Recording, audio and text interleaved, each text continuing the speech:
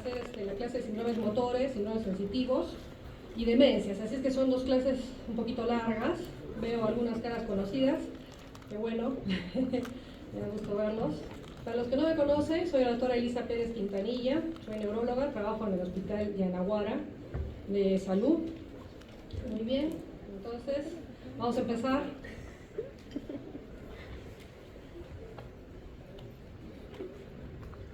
Listo. Bueno, con motivo de los Juegos Olímpicos, ¿no?, que han terminado, pues me encantó ver lo que es este patinaje artístico sobre hielo. ¿Qué les parece, no?, esta pareja espectacular, ¿no?, los movimientos que hacen, los giros, la chica por arriba vuela, ¿no? Es fenomenal.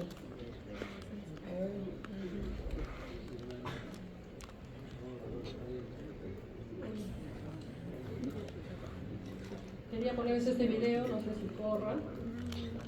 ¿Se ve? No. Ya fue, creo. Bueno, les voy a dar la intro así nomás, mejor volvemos a la presentación. ¿Sería mi video? Ya. Bueno, el video era pues de una pareja de patinadores, ¿no? Muy buenos en lo que hacen.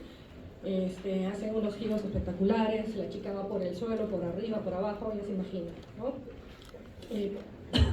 Pero para que logren hacer esto, su sistema nervioso central, periférico, tiene que estar indemne, tiene que estar ok, ¿no es cierto? Tiene que funcionar lo más óptimo posible, ¿no?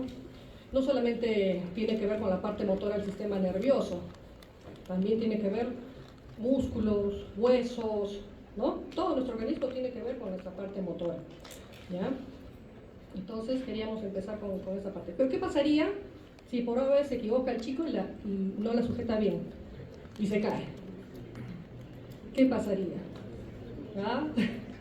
Se puede lesionar mucho, ¿no es cierto? Músculos, de repente, ¿no? Pero también el sistema nervioso. Por ahí, si ustedes googlean, buscan, patinadora queda cuadriplégica, por ahí, ¿no? Entonces, es importante conocer este grupo de enfermedades que vamos a tocar el día de hoy. Yo lo he disgregado de síndromes motores y sensitivos, ¿no es cierto? Motores, vamos a ver lo que es motoneurona superior, motoneurona inferior, después las hemiplegias, que pueden ser corticales, oculares, medulares, y bueno, luego los síndromes sensitivos, ¿ya? Ok, entonces a manera de introducción, recordar algunos términos importantes.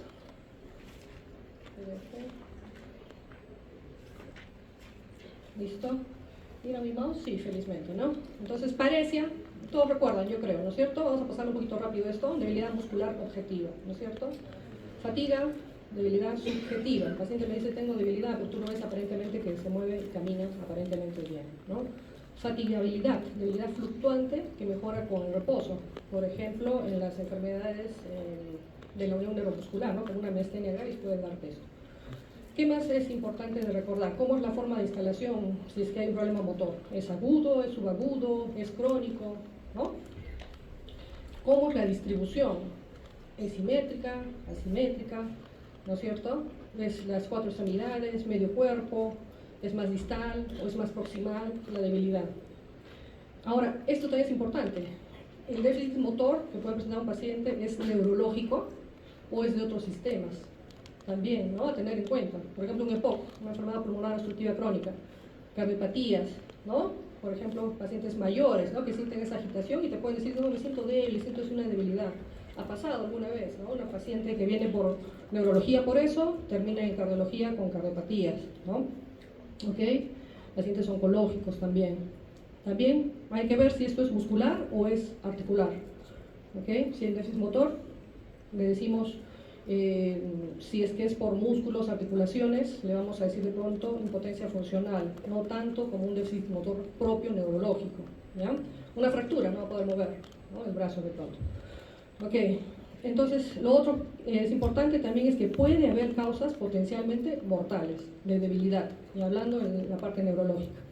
Ok, entonces es importante hacer pues una buena anamnesis, siempre, la anamnesis va a ser muy importante. Un detalle te puede cambiar un diagnóstico, ¿no? Funciones vitales, por algo se llaman vitales, ¿no es cierto? Uno ya va aprendiendo, con solo mirar a un paciente ya te estás dando cuenta si tiene algún problema, ¿ya? Entonces, presión arterial, pulso, ¿no? La respiración. Entonces, hay que estar al pie del paciente. Por ejemplo, un déficit motor agudo, un Guillain-Barré. En menos de 24 a 48 horas puede estar el paciente intubado, ¿ya? Entonces, eso hay que tener en cuenta. La terminología, que ustedes ya lo saben, creo, ¿no es cierto? A ver, me van diciendo, cuando es un miembro, ¿cómo se llama? Monoparesia, monoplegia. Un hemicuerpo, hemiplegia. Plejía cuando es completo, el déficit motor, no mueve nada, ¿no es cierto? Paresia, algo mueve, ¿no es cierto? Una hemiparesia. Ambos miembros inferiores, paraparesia o paraplegia. Ambos miembros superiores, biparesia o diplejía. Braquial, le pones el apellido ahí, ¿no? Braquial. Podría ser una diplejía facial también, ¿no? Como el inicio de algunas variantes de Guillain-Barré, parálisis facial bilateral, ¿no? Puede pasar un poquito desapercibido si no eres acucioso, porque como que la cara va a estar simétrica, los dos lados están tomados, se te puede pasar, ¿ya? Eso se llama diplejía o diparesia facial, como el síndrome de Moebius, congénito. Pacientes nacen con compromiso de varios pares craneales. Si afecta los 4 miembros, cuadriplejía o cuadriparesia, ¿no es cierto? Como vemos en las imágenes. Listo, avanzamos. Entonces, ¿cómo es la clasificación? Lesión, enfermedad de motoneurona superior, hemisferios cerebrales, tronco encefálico, médula espinal. Siempre les pregunto eso cuando han rotado conmigo. ¿Qué es sistema nervioso central? ¿Qué es periférico? Básico, ¿ya? Porque de ahí sale la semiología. De ahí tú vas a ver, de acuerdo a lo que encuentras en el examen de tu paciente, qué exámenes auxiliares le puedes pedir, ¿ya? Pero no vas a pedir una resonancia cerebro a pies. Tienes que tratar de ubicar, ¿no es cierto?, dónde está tu lesión, ¿ya? Entonces, lesión, enfermedad de motoneurona superior, hemisferios cerebrales, tronco encefálico, médula espinal. Lesión, enfermedad de motoneurona inferior. Por acá hay una serie de términos que se van confundiendo un poquito, ¿no? A veces a todo esto le vamos a llamar periférico y se acabó. ¿Listo? Hasta anterior, raíces motoras, periférico, raíces, plexos, nervios, porque van a compartir la signología, ¿ya? Lesiones de la placa neuromuscular, también nos van a dar déficit motor, ¿no es cierto? Como la mistenia que habíamos mencionado. Lesiones de enfermedades del músculo, ¿como cuáles? Miopatías, ¿han escuchado? Miopatías, polimiositis, dermatomiositis, ¿no? También nos van a dar una debilidad de pronto más proximal, generalmente. ¿Ok? Y algunos clasifican también, agregan punto 6 y punto 7, que es trastorno del movimiento o la postura secundaria a enfermedad de ganglios basales.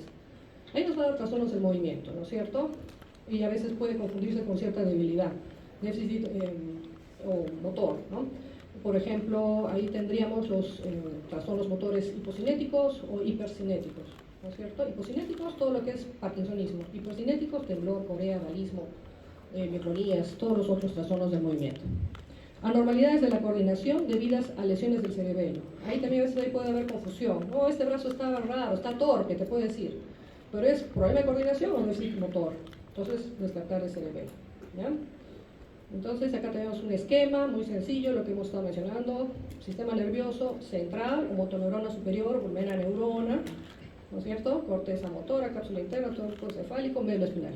Listo. Todo lo demás, motoneurona inferior, ¿no? Igual ahí, central, y esto va a ser toda esta parte de aquí, periférica.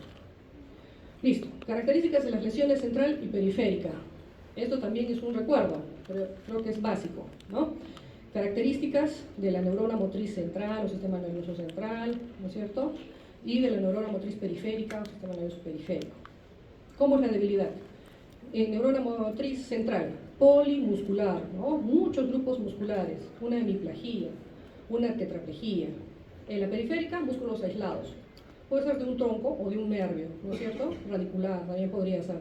El tono muscular, hipertonía, espasticidad. Periférico, hipotonía, flacidez. Trofismo. Central no haber atrofia, o puede haber un poco por desuso, leve. Periférica, atrofia marcada, ¿no? Precoz, neurógena, como vemos aquí en esta imagen, que es una lesión del nervio mediano.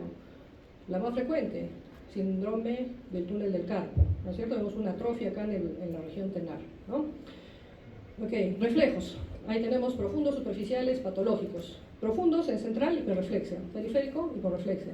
Superficiales, cutáneo abdominales abolidos en central, a lo contrario, ¿no? Cutáneo abdominales normales en periférico. Patológicos, signo de Babinski. Hoffman en miembros superiores. ¿Se acuerdan cómo era Hoffman? Es el equivalente del Babinski en miembros inferiores. ¿Cómo era? ¿Alguien? ¿Cómo era? Ahí está, hay una manito. Más o menos la idea, pero es acá, el tercer dedo, ¿no es cierto? Pellizcamos el tercer dedo y va a haber una aproximación del primer y segundo dedo, ¿ya? Ok, signo de Babinski, entonces central y periférico no va a haber. Electromiografía es un examen auxiliar muy importante.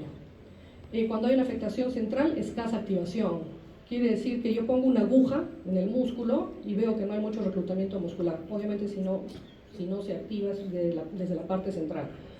En la periférica, en las lesiones periféricas, voy a encontrar hallazgos propios, ¿ya? Como denervación y fasciculaciones. Son hallazgos propios en la electromiografía de periférico. Velocidades de conducción nerviosa van a estar normales, ¿ya? Entonces un examen de electromiografía nos ayuda. Y en la periférica va a estar una alteración de las velocidades de conducción nerviosa y amplitud de potenciales. ¿Ok? Entonces, no sé si algunos han notado también neuro, hemos estado en electromiografía, pues cada vez que estimulamos eléctricamente un nervio nos produce un potencial de acción, una onda. Entonces, muy afectados en periférico y normales en central. Motilidad asociada automática, posibles sin cinesias, que son movimientos involuntarios asociados, y en periférico pues no va a haber. ¿Ok? Esto, tengan mucha atención, se los he puesto acá. Puede estar ausentes al inicio, ¿ok? Hay una fase de shock medular. El paciente puede tener más bien reflexia, puede tener hipotonía, ¿no? Una hemiplegia flácida, ¿no? Y con el tiempo, a veces con las semanas, va a ir tomando todas las características de neurona motriz central, ¿ok? Entonces, ahí está el signo de Babinski, los reflejos que son importantes, los cutáneos abdominales, ¿no? Acá es plasticidad, signo de la navaja, para los que recuerden un poquito de semiología. Y entonces nos vamos enfocando un poco más en lesión de primera neurona. La sinonimia, lo que hemos estado mencionando, vía córtico-espinal, síndrome piramidal, motoneurona superior, neurona motriz central. Tienen algunas variaciones, pero para fines prácticos los englobamos en primera neurona, todo, ¿ya? Tracto piramidal se va a referir entonces a las fibras que se dirigen a las pirámides vulvares, ¿no es cierto? Como vemos aquí, de la corteza motora, las fibras pasan por la cápsula interna, el brazo posterior de la cápsula interna, el pedúnculo cerebral, ¿no es cierto?, a las pirámides y ahí la decusación. Algunas van directamente, algunas pocas fibras y algunas más van para el tracto lateral, ¿ya? Entonces, ese es el tracto piramidal, ¿ok? Puede haber variantes anatómicas, ¿ah? En los nuevos estudios de tractografías se ve a veces que de repente no están pocas estas fibras directas. Puede haber, ¿no? Así como hay variantes anatómicas en tantas cosas, neurología no es la excepción. Para recordar también entonces el homúnculo de Penfield y el origen cortical de la vía motora, ¿no es cierto? Este es el homúnculo de Penfield. Vemos que, por ejemplo, en esta región está más enfocada la motilidad de pierna a pie, ¿no? Después cadera, tronco, brazo. Este me gusta más porque nos da a entender que tiene mucha distribución somatotópica, la mano, la cara, la boca, ¿no? Entonces, acá también tenemos el área motora, corteza motora primaria, área 4, área 6, área 8, que acompañan también, ¿ok? Cisura de Rolando, cisura de Ciro, nunca se olvida. Listo. Acá tenemos otro esquema de la vía descendente córtico-espinal, de la corteza a la médula espinal, ¿no es cierto? Entonces van en orden también las fibras de pierna, brazo, mano, cara, brazo posterior de la cápsula interna, ¿no? Por el pedúnculo del mesencéfalo, ¿no? Van bajando, en el mismo orden van bajando. Algunas fibras se van a ir perdiendo porque son de tronco cefálico, pares craneales, el pie de la protuberancia, ¿ok? Vamos bajando y lo mismo que habíamos mencionado, la decusación, ¿no? Ok, de recordar que el séptimo par, como vemos aquí, tiene inervación doble y el 11º par, o 11º mejor dicho, también tiene inervación doble, ¿ya? Listo, vamos ingresando más al tema. Entonces, ¿qué manifestaciones clínicas tiene la lesión de primera neurona? Según el sitio de la lesión. Entonces vamos a tener hemiplegias, cuadriplegias, diparesias, ¿no? Monoparesias, ¿ok? Entonces vamos a ir disgregando cada uno. Hemiplegias o hemiparesias, ¿no? Fascio, braquio, crural, ese término es importante, ¿ya? Siempre lo mencionamos. Puede ser completa o incompleta, ¿ya? ¿Qué quiere decir incompleta? A predominio de, tiene una hemiplegia facio-brachiocrural, a predominio braquial, porque la mano está muy comprometida, mientras que la pierna la mueve un poco y la cara también. ¿Listo? Entonces, estos cuadros generalmente van a tener un inicio súbito, ¿ya? Ahora, clasificación topográfica de la hemiplegia. Tenemos hemiplegias directas y alternas, ¿ya? Hemiplegias directas, cuando todas las áreas paralizadas están en el mismo lado. ¿Ya? Esas son directas. Alternas, cuando hay un compromiso de un par craneal, de un ladito, del lado de la lesión, nos va a marcar el lado de la lesión, el par craneal afectado, y compromiso motor o sensitivo contralateral. ¿Ya? Y estas lesiones son propias del tronco encefálico. ¿Ya? Acá otra vez, para recordar, signos clínicos de la afectación piramidal, negativos y positivos. Son términos que van a escuchar mucho en neurología. Síntomas negativos, síntomas positivos. Síntomas negativos, disminución de la función. Síntomas positivos, exageración de alguna función, ¿no? Ya nos hemos mencionado debilidad, reflexia, atrofia por desuso, que puede ser algo, ¿no? Dependiendo. Signos positivos, espasticidad hiperreflexia, clono, sincinesia, signo de Babinski. Ok, entonces estamos en las hemiplegias. Directas. ¿Cómo son las directas, hemos dicho? Todas las áreas del mismo lado, paralizadas, ¿ya? Entonces, estas también se van a subclasificar. Hay distintas clasificaciones, yo les he traído esta que se divide en 3, corticales, subcorticales, capsular, talámica o el síndrome de Dejerin-Rose, ¿ya? Corticales o subcorticales, como vemos esta imagen acá, ¿no es cierto? Una imagen cortical, un poco subcortical también. ¿Cuál va a ser la característica del déficit motor que presenta el paciente? Que generalmente va a ser incompleta o, como decíamos, a predominio, ¿ya? A predominio, porque recuerden que en el homúnculo, ¿no?, de Penfield, una lesión aquí, perfecto, solo vas a afectar esto, ¿no? Pero, ok, las fibras van a ir confluyendo hacia la cápsula interna. Entonces, una lesión pequeñita en la cápsula interna puede ser con una clínica muy marcada del paciente, ¿no? Hemiparesia o hemiplegia, ¿no? Con una lesión pequeña. Eso es toda la lesión, a veces nos dice el familiar. Sí, eso es, ¿no? Tanto daño le está haciendo al paciente, ¿no? Entonces, las corticales son incompletas a predominio, con manifestaciones propias de la vía piramidal, todo lo que hemos estado diciendo, con síntomas corticales, ¿como cuáles? Crisis convulsivas, ¿no es cierto? Epilépticas, pueden ser focales, contralaterales, trastornos del lenguaje, ¿no? Si están en el área predominante, ¿ok? Afasias, disartrias, apraxias, agnosias, agrafestesias, aterognosias, si la lesión está en el hemisferio dominante, ¿no es cierto? Hemisomatognosia e inatención en las lesiones del hemisferio no dominante, ¿ya? Ahora, las hemiplegias subcorticales suelen tener un componente motor más marcado, ¿no? Y bueno, hay ausencia, cuando son puras subcorticales, ausencia de manifestaciones corticales. Capsular, no sé si logran ver acá en esta imagen, o mejor la que hay abajito. Esta es la cápsula interna, algo gris, algo hipodenso, ¿no es cierto?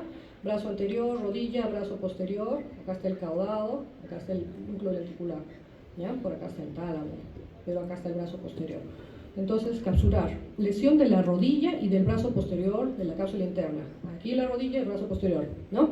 Compromiso deficitario, motores generalmente completo asimétrico, por lo que les estaba diciendo, ¿no? Del homúnculo de Penfield, que de ahí van a confluir todas las fibras nerviosas. Cara, brazo y pierna, igual, ¿no? El mismo grado de afectación. Si la lesión se extiende un poco hacia atrás y se comprometen vías sensitivas, puede haber hemihipostesia, y si se extiende hacia abajo, hemianestesia y hemenopsia contralateral, ¿ya? Ahora, la talámica o el síndrome de Dejerin-Rose, además de la hemiparesia, tálamo, acuérdense, dolor, ¿ya? Son de dolor espontáneo, síndrome talámico, decimos a veces, ¿no? Con hemianestesia o hiperalgesia generalmente, pero está cerca de los ganglios basales, ahí, y de hecho hay vías que van y vienen con el tálamo, ¿no? Entonces puede haber corea, tetosis, hemitemblor, ¿no? Podría haber una hemianopsia contralateral. Estas van a ser generalmente secundarias a infartos o hemorragias en las ramas tálamo perforantes de la arteria cerebral posterior. Esto es circulación posterior, el tálamo, ¿ya? Como vemos aquí es una imagen de un infarto en el tálamo. ¿De qué lado? Izquierdo, ¿no? Izquierdo. Listo. Ya. Entonces ahora nos toca hablar de las hemiplegias alternas. Hemos dicho que son par craneal de un lado, compromiso motor sensitivo contralateral, ¿no es cierto? Entonces, ¿la lesión dónde va a estar ubicada? Tronco encefálico. ¿Listo? Entonces, en tronco tenemos mesencéfalo, protuberancia, bulbo, aquí, ¿no?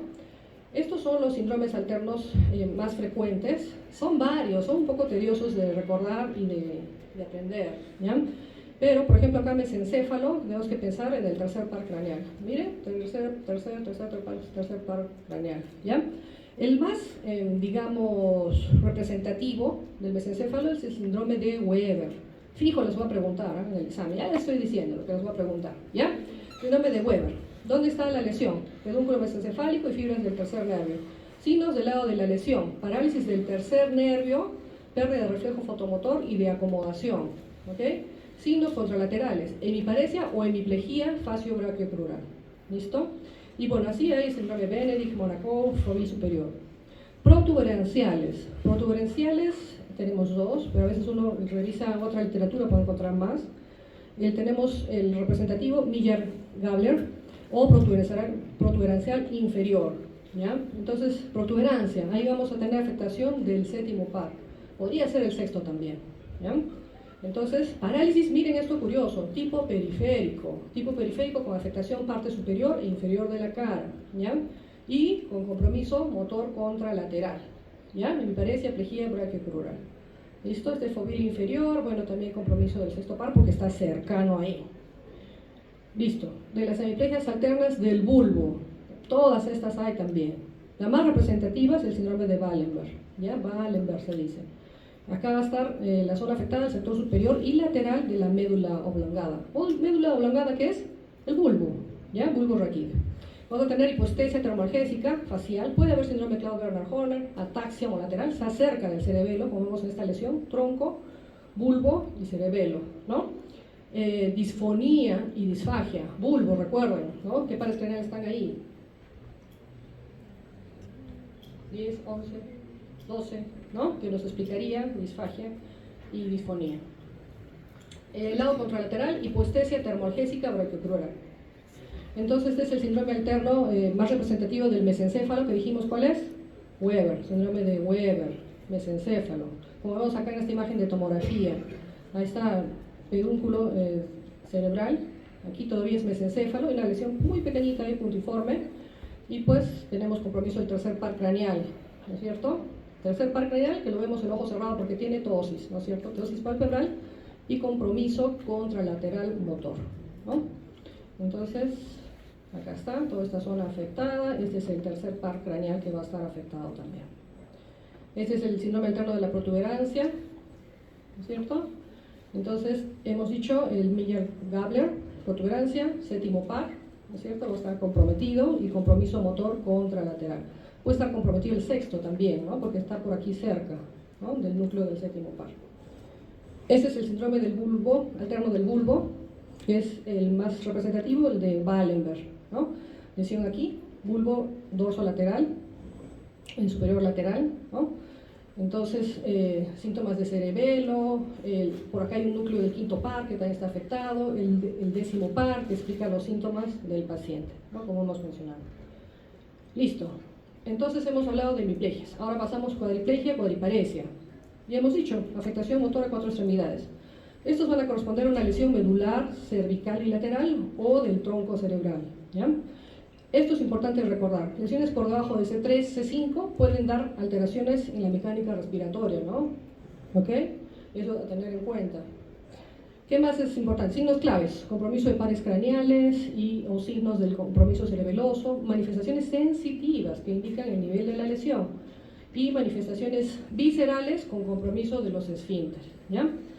Hay un síndrome característico también, que es el síndrome de cautiverio o enclaustramiento. Habían escuchado, ¿no? Algunas veces hasta en las noticias. Este se va a dar por lesión ventral de la protuberancia. El paciente tiene cuadriplejía y lo único que conserva son los movimientos verticales de los ojos y de los párpados, ¿ya? No hay coma, la sensibilidad también puede estar conservada, ¿okay? Entonces, en lesiones medulares, no se olviden, siempre les comento también, tiene un componente motor, sensitivo y de esfínteres. Esto en general, ¿ya? Lesiones medulares nos van a dar estos 3 componentes. Algunos en mayor grado, otros en menor grado, pero esto es lo que es importante. El nivel sensitivo, ¿no? El componente sensitivo nos va a dar un nivel y esto nos va a ubicar la lesión también, ¿ya? Después, diplejía, diparesia o biplejía, biparesia, ¿no? Bi también le pueden decir, di o bi. Compromiso motor de ambas extremidades superiores, ¿no es cierto? Braquial. Y serían casi exclusivamente de lesión de la neurona motora inferior a nivel cervical, ¿ya? Braquial. Después, paraplegias o paraparesias, ¿no? Afectación de ambos miembros inferiores, motora de ambos miembros inferiores. En un inicio puede ser flácida, como hemos mencionado, y después progresar hacia la espasticidad. Van a ser estas lesiones, van a ser secundarias a lesiones agudas y crónicas medulares, ¿no? Por debajo del engrosamiento cervical, porque si estuvieran en el engrosamiento cervical, pues tendrían síntomas también en miembros superiores, ¿no? Tiene que ser por debajo, como vemos en esta imagen, una mielitis transversa, una lesión extensa. La médula normal es esto, gris, hipointenso en la resonancia, ¿no? Pero acá hay una hiperintensidad. Todo esto está inflamado de la médula y suele ser más adelgazada, sino que esta parte está engrosada, inflamada, ¿ya? Ok, después entonces puede ser secundarias a lesiones interhemisféricas cerebrales. Raro, pero por ahí alguna vez hemos visto. Según el homúnculo, ¿se acuerdan dónde están ubicados miembros inferiores? Y si está acá en la línea media un tumor, entonces puede afectar ambos miembros inferiores, ¿ya? Okay, un meningioma central, por ejemplo, a la altura del homúnculo motor correspondiente a ambas piernas. Entonces, a causa de estos trastornos, las causas de estos trastornos generalmente son mielopatías post-trauma, TBM, traumatismo vértebro-medulares, mielitis transversa, como hemos visto ahí, ¿no? Enfermedades desmielinizantes, mielitis vasculares, también hay infartos medulares, ¿ya? Mal de Pot, ¿se acuerdan qué es mal de Pot? ¿Qué es? Acá miren, TBC, ¿no? En la columna, ¿ok? Entonces generalmente empieza en un disco, solo que acá ya un disco ya está colapsado, ya están colapsándose y juntándose dos vértebras ahí. Discitis se llama. Cuando vean discitis, piensen lo primero, TBC, ¿ya? Tuberculosis. Y ha aumentado en nuestro medio, no sé, ahora tenemos más meningitis tuberculosas, mal de Pot, está aumentando, ¿ya? Mielopatías secundarias a compresión, tumores, ¿no? De todas maneras. Patología intramedular también, ¿ok? Hay un síndrome, el síndrome de Lerich. Hay una triada que es con claudicación intermitente. ¿Qué es claudicación? Como que de pronto falta la fuerza en las piernas, ¿no es cierto? Falta la fuerza, es una claudicación, ¿no? Impotencia, disminución de los pulsos periféricos, y esto se dice que se ve por oclusión de la arteria abdominal por debajo de las arterias renales, ¿ya? El síndrome de Lerich. Ok. Después, entonces, otro tipo de lesión de primera neurona, la monoplejía o monoparesia, ¿no? Compromiso motor de un miembro nada más, puede ser braquial, monoplejía crural, derecha-izquierda, hay que mencionar, ¿no es cierto? Generalmente son de origen cortical circunscritas, podrían ser, ¿no? De acuerdo al homúnculo también. Monoplejías medulares podría haber también, raros, síndrome del Brown-Séquard con hemisección medular, ¿no? Podría darnos también una monoplejía. Ya, este cuadrito también es importante. Lesión de primera neurona, etiología, ¿no? O sea, sistema nervioso central. Puede ser congénitas, ¿no? Hemiplejías cerebrales infantiles, ¿no? Que determinan un menor desarrollo muscular, como vemos este pequeño con su parálisis cerebral, ¿no? Espástica, ¿no? Miren cómo está su bracito, doblado, flexionado. Siempre en lesiones de primera neurona los brazos van a tender a la flexión y los miembros inferiores a la extensión, ¿ya? Ok, adquiridas, TEC, traumatismos craneoencefálicos, enfermedades cerebrovasculares, ¿no? Ahí asociado a hipertensión arterial, arteriosclerosis, malformaciones vasculares, ¿no? Aneurismas también, entre otras, ¿no? Entonces las enfermedades cerebrovasculares tenemos las isquémicas, que son las más frecuentes, y las hemorrágicas. Isquémicas, trombosis, embolias, vasoespasmo, vasculitis. Ahora las enfermedades autoinmunes han aumentado demasiado, ¿no? ¿Ok? Y hemorrágicas. Esta imagen que vemos acá es una lesión hiperdensa en el tálamo del lado derecho, ¿no es cierto? Cuando son cerca aquí, profundas, tálamo, ganglios basales, son muy asociadas a hipertensión arterial, ¿ya? Si son más corticales, puede ser angiopatía amiloide, un aneurisma roto, ¿ya? Pero estas que son acá centrales van a ser más debidas a hipertensión arterial, ¿ya? Obvio que al final siempre terminamos haciendo un angiotem para descartar por si acaso que no haya un aneurisma, algo por ahí raro, ¿no? Atípico. ¿Listo?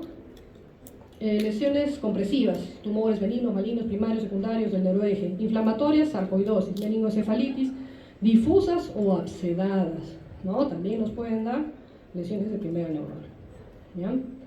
Listo, ahí estamos. Ahora lesión de segunda neurona. Esto lo vamos a hacer un poquito más rápido porque va a haber una clase de polineuropatías y mononeuropatías, pero creo que estoy en la siguiente fase. Así es que bueno, la sinonimia, neurona motora inferior, neurona periférica, segunda neurona, vía final común, todos estos términos, ¿no? Entonces los signos y síntomas dependen de la localización y del grado de la lesión. Trastorno motor, ¿no? parcial o completo puede involucrar a uno o más músculos inervados por un solo nervio, una raíz, ¿no? O varios nervios. Hipotonía o atonía, lo que hemos visto en el primer cuadrito, ¿no? Al inicio, trastorno motor, la hipotonía, disminución o evolución del tono muscular. ¿Cómo es? Esta es la ligera resistencia que el músculo normal relajado opone al movimiento pasivo, ¿no? Así examinamos el tono muscular, ¿no? En un paciente. La hipotrofia o atrofia, que va a ser la disminución de la masa muscular, puede ser atrofia extrema, ¿no? Quedando el músculo reducido al 20-30% de su volumen original en menos de 3 meses, rapidísimo. Por ejemplo, una lesión del nervio cubital, ¿no es cierto? Por una fractura de repente. Entonces, pues la mano va a tender a flexionarse en los últimos dedos y progresa, todos los dedos, garra cubital, ¿se acuerdan? ¿No? La mano así, atrofia del primer interóseo, dorsal también vamos a tener, ¿ya? Pero es bastante rápida, ¿no? En menos de 2-3 meses ya está afectado. La hiporreflexia o reflexia, disminución o ausencia de los reflejos osteotendinosos por interrupción del arco reflejo. Otros síntomas que vamos a encontrar, o signos, fasciculaciones, ¿no? Movimientos de los fascículos musculares, ¿no? Observables, trastornos vasomotores, bueno, trastornos sensitivos de hecho que sí también. Entonces, la clasificación tenemos de segunda lesión de neurona de cuernos anteriores de la médula. Ahí, por ejemplo, tenemos la poliomielitis, ¿no? La esclerosis lateral amiotrófica, ¿no? Por trauma, tumores, ¿no? La polio, que fue una enfermedad pues, muy devastante en la década de los 30, 40, ¿no? Ahora, gracias a Dios, con las vacunas, pues no vemos. Raro es ver que vemos pacientes adultos con secuela de polio, ¿no? Antes era muy común, ¿no? Todos a la escuela con sus muletas, era normal para los chicos, ¿no? Lamentablemente. Lesiones radiculares, motoras o sensitivo-motoras, ¿no? Por compresión extramedular, una hernia del núcleo pulposo, por tumores. Lesiones del nervio periférico. Acá, eso también, mononeuropatías simples, ¿no? Una neuropatía del nervio mediano, cubital, radial, del peroneo común, que puede tener causas compresivas, traumáticas, metabólicas, ¿no? Muchas veces, pues, de traumatología nos mandan pacientes, ¿no? Para hacer electromiografía, para la evaluación de los nervios correspondientes de alguna extremidad, ¿no? Esta marcha de Stepash es, por ejemplo, típica cuando hay una lesión del nervio peroneo común, ¿ya? A nivel de la rodilla, pues entonces esta lesión, del nervio peroneo común, lo que no permite es la dorsiflexión del pie, ¿no? El pie está caído. Puede ser un inicio de un ELA, también este pie caído. Puede ser un diagnóstico diferencial, una radiculopatía de L5, ¿no? También puede darnos esta clínica, ¿ya? Bueno, y varios nervios, mononeuropatía múltiple, polineuropatía, polirradiculopatía, ¿no? Como es en el diabetes, tóxicas, neuropatía alcohólica, también puede haber, carencial, deficiencias vitamínicas, desmielinizantes, como el síndrome de Guillain-Barré que les había mencionado, ¿no? Vasculitis también es una causa de neuropatías, pan de cada día, ¿no? Ahora medicina interna nos manda interconsultas todos los días, descartar polineuropatía, porque ellos están buscando criterios para armar su diagnóstico de enfermedad autoinmune o de vasculitis, ¿ya? Neoplásicas o paraneoplásicas. Y bueno, las lesiones del nervio craneano también, que no las vamos a tocar. Ok, entonces, ¿cómo hacemos el enfoque diagnóstico de los déficits motores? Por la anamnesis, ¿no es cierto? La edad de presentación del paciente también va a ser importante, ¿no? Por ejemplo, en un joven voy a pensar esclerosis múltiple, es una enfermedad desmielinizante del sistema nervioso central. Si es una persona mayor, un déficit motor marcado, un ACV, ¿no? Lo más probable, lo más frecuente, ¿no? Si hay antecedentes familiares de alguna enfermedad, ¿no? También. ¿Cómo es el comienzo? Si es súbito, un ACV, si es subagudo, un síndrome de Guillain-Barré, ¿no? Si es crónico, la esclerosis múltiple, las polineuropatías, que suelen ser larvadas, ¿no? Aunque no todas. ¿Cómo es la evolución? ¿Va empeorando o se estabiliza, mejora? A veces la evolución del cuadro de una enfermedad nos da el diagnóstico final. ¿Cómo es la distribución de la debilidad? También, ¿no es cierto? Ambos miembros superiores, las 4 extremidades, medio cuerpo, distal, proximal, ¿no? La medicación, también hay que preguntar qué medicamentos recibe el paciente, porque hay medicamentos asociados a neuropatías, a polineuropatías, ¿ya? Uno de ellos, por ejemplo, es la isoniazida, que se usa como antituberculoso, puede dar polineuropatía, ¿no? Exposición a tóxicos, ¿no? Parencia de músculos craneales, del séptimo par, del tercer par, ¿no? De pronto también vulvares, ¿no? Parecia de los músculos de las extremidades superiores e inferior, con dificultad para elevar los brazos o levantarse de una silla y caminar. Por ejemplo, las miopatías, ¿no? ¿Cómo es? Okay. Entonces ahí hemos acabado con los motores. Esto fue con alguno de los chicos. Signo de Babinski. Mira acá. Está buscando su...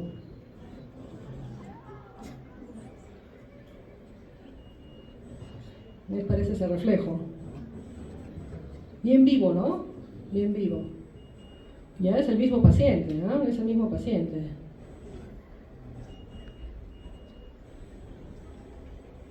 Ni bien lo toca, ¿eh? Al mínimo toque, ¿no? Entonces son reflejos policinéticos, ¿no? Bravos. Ella es hiperreflexia ya, ¿no? A ver aquí. ¿Qué es esto?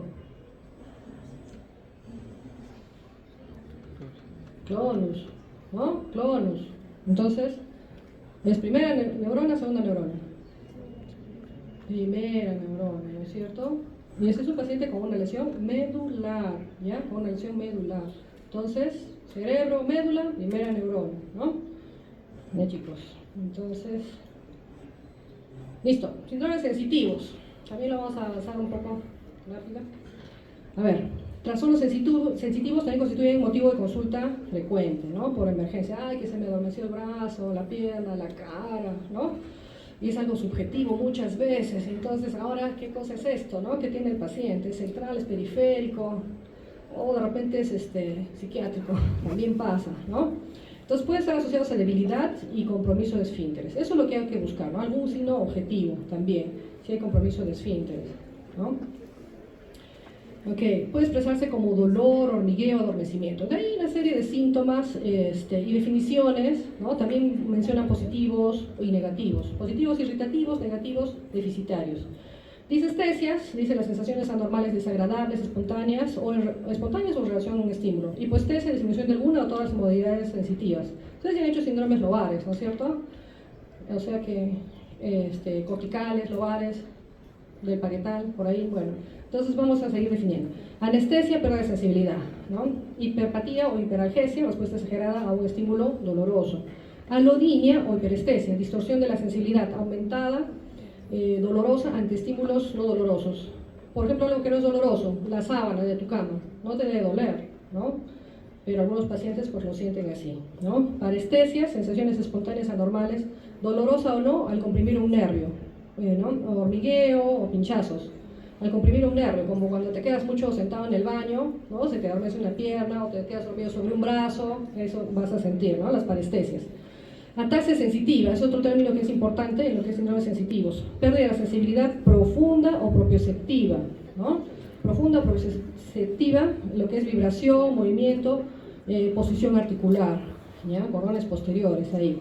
En las piernas y el tronco se traduce en inestabilidad, marcha insegura y desequilibrio, ¿okay? Como vemos aquí en esta imagen. Disociación termoalgésica, pérdida de la sensibilidad termoalgésica con preservación de la sensibilidad táctil, vibratoria o posicional en el mismo territorio cutáneo, ¿ya? O sea que los cordones posteriores estarían conservados. Esto se va a ver en lesiones centromedulares, como las siringomielias, por ahí hay una imagen, ¿ya? Entonces luego tenemos los principales síndromes sensitivos, tenemos lesión del sistema nervioso periférico, de lesión del tronco cerebral, lesiones de la médula, lesiones cerebrales, y bueno, también he puesto que es alteraciones psicógenas o funcionales de la sensibilidad. Casi están relacionados con los motores porque muchas veces acompañan, ¿no? Entonces, lesión del sistema nervioso periférico, alteraciones radiculares. Pueden ser sensitivos puros o sensitivomotores. Estos van a estar asociados a dolor, parestesia e hipoestesia del territorio radicular afectado. Puede empeorar con la maniobra de Valsalva, o sea, tose, puje, ¿no? Empeoran esos dolores radiculares. En miembros superiores podemos tener dos síndromes, el síndrome de Ehlers-Danlos, ¿no? Es una afectación proximal, más la parte externa, radial, del hombro y brazo y antebrazo. Y el síndrome de Dejerin-Klumke afecta el lado interno cubital del brazo, antebrazo y de la mano, un poco más distal. Esto lo vemos a veces un poquito en los recién nacidos, ¿no? Recién nacidos con lesiones del plexo braquial también, ¿no? pacientes de pronto o pequeños o bebés macrosómicos, ¿no? Un parto vaginal muy esforzado para la mamá, entonces pues ocurre esto, ¿no? Estas lesiones de los plexos. En miembros inferiores tenemos el síndrome de cola de caballo, de L2 hasta la cosilla 1, raíces, ¿no? Con anestesia en silla de montar, ¿ya? No se olviden, con extensión al sacro y cara posterior del muslo y pierna, ¿ya? Esta afectación sensitiva es asimétrica generalmente, ¿no? Puede irse hacia adelante hasta el pliegue inguinal y frecuentemente se asocia a trastornos esfinterianos asociados a dolor precoz. ¿Dolor por qué? Porque son raíces, ¿no es cierto? Lesiones radiculares dan dolor intenso. ¿Qué más? Alteraciones de los nervios. ¿No? Hemos visto raíces de los nervios. Se refieren al territorio del nervio comprometido. Pueden ser polineuropatías, que son sensitivo-motoras o mixtas. Las típicas, por ejemplo, en la polineuropatía diabética, van a ser más frecuentes en guante o en calcetín, ¿ya? Mononeuropatías agudas, crónicas, por atrapamiento. Estos son los síndromes sensitivos, los distintos dermatomas, ¿ya? Que hay que tener en cuenta. Siguen raíces, ¿no es cierto? Los dermatomas siguen raíces. Entonces, a veces uno tiene duda y pues hay que sacar el celular y googlear ahí, ¿no? Dermatomas y ubicas un poco mejor. Pero los que no debemos olvidar, por ejemplo, es C5, ¿no es cierto? ¿A qué altura está? ¿No? De las clavículas, de las tetillas. Un paciente de acá para acá no siento, te dice, ¿no? Muchas veces los pacientes. De las tetillas hacia abajo. ¿Qué nivel estamos? De 4, de 5 para algunas literaturas, ¿no? Entonces, esto es importante, porque yo voy a pedirle la resonancia no del cuello, le voy a pedir dorsal, ¿no es cierto? Con contraste siempre, ¿no? La inflamación va a captar contraste, ¿no? ¿Ok? ¿Qué más? Otro importante, D7, apéndices sifoides, D10, a nivel del ombligo, ¿ya? Entonces, esos son los más importantes de recordar. Ahora, la distribución cutánea de los nervios también es distinto, ¿no? A veces decimos, nervio mediano, ¿qué dedos inerva? ¿No? ¿Cómo decimos? Vamos acá a la imagen. Mediano. Primero, segundo, tercero, la mitad del cuarto. Cubital va a ser esto. Es distinto que los dermatomas, ¿ya? También entonces esta distribución cutánea para tenerlo presente. ¿Listo?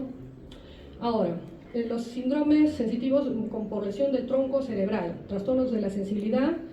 Bueno, ya hemos visto los síndromes alternos. El más representativo es de protuberancia y de bulbo, mejor dicho, el síndrome de Wallenberg, ¿ya? No tiene componente piramidal, ¿se acuerdan? La lesión es más lateral. Entonces, más hay un componente sensitivo, por oclusión de la pica. ¿Qué es la pica?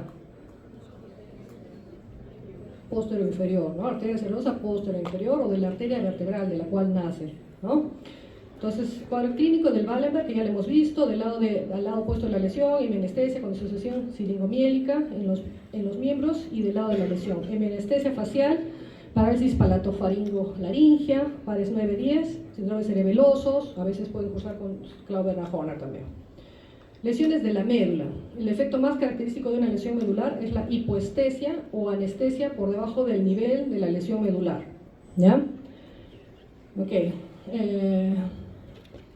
Disociación termoalgésica suspendida. Ahí tenemos varias que recordar. La disociación termoalgésica suspendida o siringomiélica, ¿ya? Entonces, lesión central, ¿no? Respeta de pronto cordones posteriores, cordones anteriores.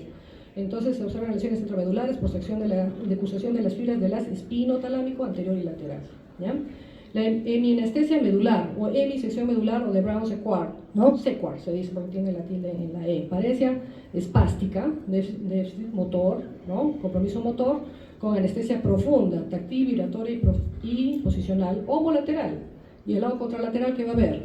Sensibilidad al dolor y temperatura afectados, ¿no? Por debajo de la lesión, ¿ya? Como vemos aquí en esta imagen.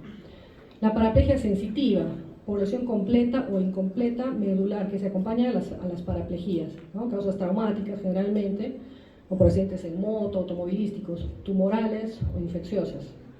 ¿Qué más entonces de lesiones medulares? Síndrome de cordones posteriores, ¿no? Con hipoestesia, anestesia profunda, cordones posteriores, acuérdense, sensibilidad profunda, ¿no? Hipoestesia, anestesia profunda, hipopalestesia, palestesia, hipoestesia táctil, epicrítica, ataxia por tabes dorsales. Ya no se ve, ¿qué es el tabes dorsales?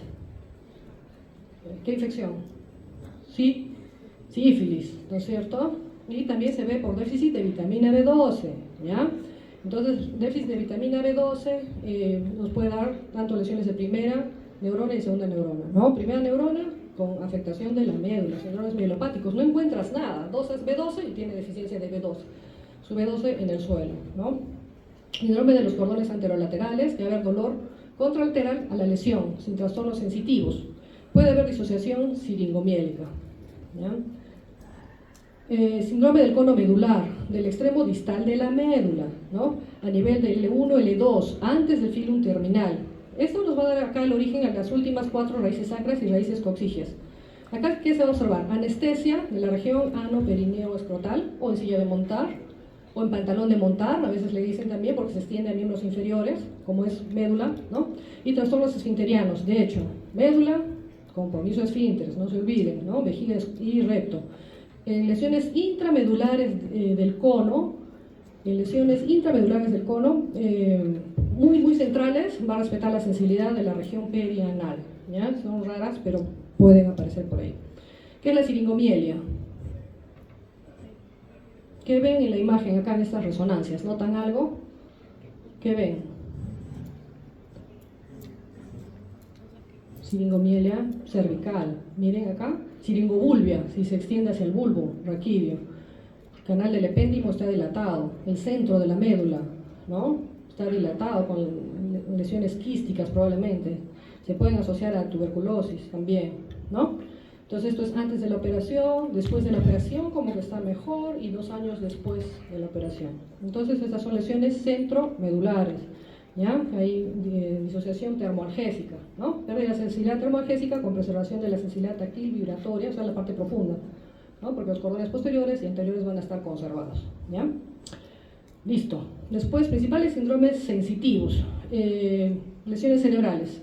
Hay que hablar del tálamo, de la corteza parietal, ¿ya? Del tálamo, hemos dicho, lesiones en el tálamo, como esta pequeñita de aquí, es culpable de dolor y hiperalgesia en algunos pacientes, un dolor muy fastidioso, ¿no? A veces damos gabapentina a dosis altas y siguen un poco con el dolor, pero al final se logra controlar, ¿ya? Entonces convergen en una zona limitada todas las vías sensitivas, entonces una lesión pequeña puede producir grandes trastornos de sensibilidad en todas sus modalidades del hemicuerpo contralateral, una pequeñita lesión, compromiso sensitivo marcado, ¿ya?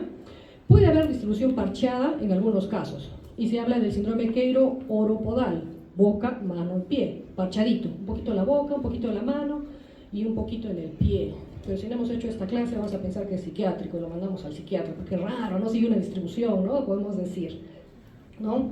En lesiones talámicas entonces. Y también parietales, capsulares, en lesiones capsulares o protuberanciales, también puede verse ese síndrome queiro-oropodal, ¿ya? Puede haber también boca y mano, nada más, ¿no? De la corteza parietal, área sensitiva primaria con alteraciones de todas las modalidades sensitivas con una distribución somatotópica, ¿no? Suele haber una mayor alteración de la sensibilidad táctil, de la discriminación de 2 puntos, asterognosia y grafestesia, ¿no? Entonces, si la lesión se va a extender al tomo, dolor, ¿no? Al tálamo. Si la lesión es del lóbulo parietal posterior, negligencia e inatención somestésica, ¿ya? Generalmente si son del lado derecho. Entonces ahí está el pequeño infarto lacunar del tálamo izquierdo, ¿no? Y tiene un síndrome Queiro, un paciente con síndrome Queiro oral, ¿ya? Boca, mano. Este cuadrito me pareció interesante porque nos hace recuerdo de los síndromes sensitivos, tanto centrales como periféricos. A ver, vamos con el número 1. Bueno, recordar, ¿no? Acá en amarillo todas las sensibilidades, este color moradito, termoalgésicas y lo que es propioceptivo, ¿no? Sensitivo, obviamente que algunos están acompañados de motor, ¿no? Y entonces acá esta distribución, ¿qué les parece? Guantes, calcetín, ¿no? Ahí está el plagio, polineuritis. Multineuritis, ¿no? Salpicadito, un nerviecito del pie, otro más acá, la mano, la cara, ¿no? Medio raro. 3, silla de montar, ¿no? Silla de montar o pantalón de montar también. De caballo. 4, lesión interior del cono medular, que lo habíamos mencionado, que respeta, ¿no? La parte anal, ¿no? 5, acá, esta lesión, todito, del cuello para abajo, ¿qué es? cervical, medular cervical, ¿no es cierto? Acá, medular torácica, ¿ok? ¿Este qué es? Este es intramedular cervical, ¿no? Termoalgésica, siringomiélica, han visto la cavidad central, ¿no? Este es bronce cuarto, ¿no es cierto? ¿Listo? Tiene el propioceptivo muy marcado, de hecho con misomotor también, ¿no? En este lado, y en el contralateral la vía termoalgésica, ¿no? Acá, 9, síndrome alterno, central, ¿no es cierto? Compromiso de un par craneal de un lado y compromiso contralateral, ¿no? Un Wallenberg probablemente. Aquí, todo en hemicuerpo, sensitivo, tálamo, puede ser tálamo, sensitivo talámico, ¿ya? 11, ese síndrome oroqueiropodal talámico también, boca, mano y pie, de un lado, de un mismo lado, ¿ya? O queiro talámico cortical, ¿no? Queiroral, mano y boca. Listo, acá este cuadrito interesante también para recordar las semiologías sensitivas de las disfunciones de la corteza parietal. Estas ya las hemos ido mencionando, pero ahí se los dejo en el cuadrito, siempre algo que aporte. La mano ajena, ¿no? ¿Cómo es la mano ajena? Los pacientes tienen desconocimiento de la mano como propia al palparla, ¿no? Paciente que tiene una lesión parietal, entonces le pones, a ver, cierra los ojos y le pones su manito para que la toque. ¿No? Y no la reconoce, ¿no? Estos pacientes no la van a reconocer. Hasta que la miran, entonces ahí ya podría reconocerla, ¿no? Porque la vista le va a ayudar. Y el miembro fantasma, ¿qué va a hacer? Persistencia de las sensaciones de una extremidad que ha sido amputada, ¿no? Como vemos aquí. Tiene su amputación, pero le duele, pues, pero siente que le duele el pie, ¿no es cierto? Entonces ese es del miembro fantasma, ¿ok? Ya. Y por último, los síndromes sensitivos, alteraciones psicógenas o funcionales de la sensibilidad, ¿no? Se asocian a síndromes conversivos, ¿no? Pacientes psiquiátricos. Tienen las siguientes características. Son polimorfos, ¿no? De distintas formas. Acá se me adormece, acá me quema, acá me arde, acá me pincha. Demasiada variación, ¿no? Muy, muy polimorfos. Cursan con trastornos de la sensibilidad, ¿no? Y no miro bien, y no escucho, y todo, y que los sabores me han cambiado. Demasiado polisintomáticos, ¿no? Tienen una distribución atípica o incongruente. Pero hemos visto, ¿no? El cuadro anterior que puede ver la boca, la mano y el pie, ¿no? Un poquito también. No hay alteraciones motoras características que acompañan, ¿no?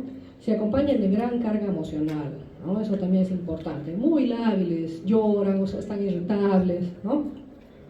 Aparentemente límites netos de áreas de alteraciones sensitivas. De acá para acá, eso es lo que no siento, bien marcado, ¿no? En el brazo, de aquí en la pierna igual, ¿no?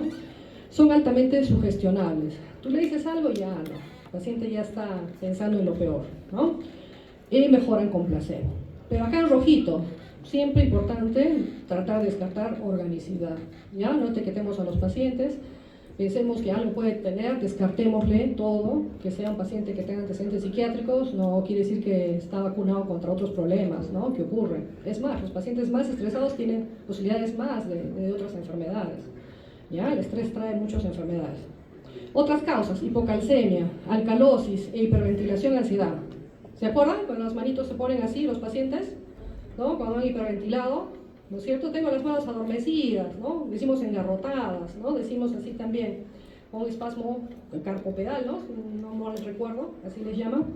Entonces tener en cuenta también esas causas, ¿no? Hipocalcemia, alcalosis. Ok. Entonces, los síndromes sensitivos, el enfoque diagnóstico, anamnesis, esto es agudo, es crónico, cuánto tiempo de enfermedad tiene esta molestia, cómo es su presentación, igual que en motores hemos visto si simétrico, asimétrico, si tiene enfermedades asociadas, ¿no? Diabetes, metabólicas, de la tiroides, son transitorios o recurrentes o recidivantes, son progresivos o no, ¿no? Entonces, para los síndromes motores y sensitivos, ¿qué exámenes auxiliares pedimos? Bueno, pues depende del caso, ¿no? Pero para eso nos ayuda la semiología también. Como les he dicho, no vamos a pedir una resonancia de todo el cuerpo, no hay forma, ¿no es cierto? Entonces, pues hay que ir viendo y dirigiendo a nuestro paciente, ¿no? ¿Qué exámenes le vamos a pedir? Desde radiografías, mielografías ya no se hacen, ¿no? Antes, yo he llegado a hacer todavía, hace años. Se pone contraste por la columna. Haces punción lumbar, extraes líquido cefalorraquídeo y metes contraste. Y de ahí tomas una tomografía y se va a pintar, por ejemplo, para la columna, todo el contraste, ¿no es cierto?, en la columna. va a pintar ahí hernias, canales estrechos y esas cosas, mielografías, pero de ahí llegó la resonancia magnética y de ahí viene el término de una secuencia de resonancia magnética que se llama el efecto mielográfico, ¿ya? Que se ve el canal raquídeo marcado, ya no se hace. Tomografía espiral multicorte, ¿no es cierto?